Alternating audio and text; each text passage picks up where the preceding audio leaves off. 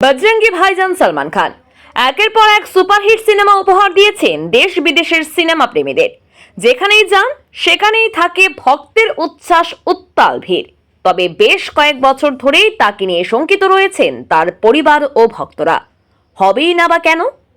তাকে হত্যার চেষ্টায় করা হয়েছে কত রকম কারসাজি। কিছুদিন আগেও মুম্বাইয়ের বান্দ্রা এলাকায় তার গ্যালাক্সি অ্যাপার্টমেন্টের সামনে গুলি চালায় দুষ্কৃতিকারীরা। এরপর থেকে যেন নড়ে চড়ে বসে মুম্বাই পুলিশ। এবার প্রকাশ্যে এলো বলিপাড়ার এই সুপারস্টারকে হত্যা পরিকল্পনার চাঞ্চল্যকর তথ্য। বাড়ি নয়, আবারও খোদ সালমান খানের গাড়িতেই হামলা চালানোর ছক কষেছিল দুর্বৃত্তরা। এই ঘটনায় জড়িত সন্দেহে ইতিমধ্যে 4 জনকে গ্রেফতার করেছে মুম্বাই পুলিশ। গ্রেপ্তারকৃতরা প্রত্যেকে সন্ত্রাসী গ্যাং বিষ্ণু গ্রুপের সদস্য। জানা যায়, বিষ্ণু গ্রুপের পরিকল্পনা ছিল সালমান খানকে প্রাণে মেরে ফেলা। সে কারণে পাকিস্তানি নাগরিক এক অস্ত্র সরবরাহকারীর সঙ্গে ভিডিও কলে যোগাযোগ করে অভিযুক্ত এই গ্রুপের সদস্যরা। তারপর থেকেই AK-47 এর জন্য বায়না করে তারা।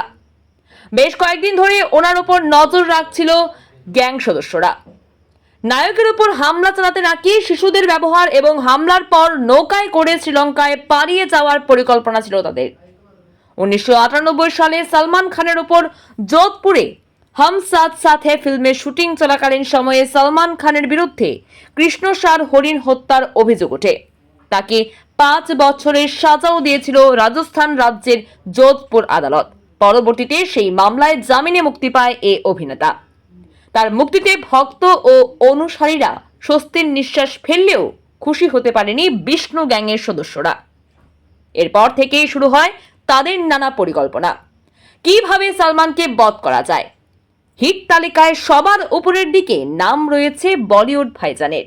তবে এ নিয়ে মোটেও শঙ্কিত ছিলেন না ভারতীয় এ সুপারস্টার। তবে ইতিমধ্যে সালমান খানকে হত্যা পরিকল্পনায় জড়িত আরো বেশ কয়েকজনকে ইতিমধ্যে গ্রেফতার করা হবে বলে জানিয়েছে মুম্বাই পুলিশ। বিষয়টি ফাঁস হতেই সালমান খানের নিরাপত্তা বাড়িয়েছে মুম্বাই পুলিশ। ব্যুরো রিপোর্ট, ভোরের আলো।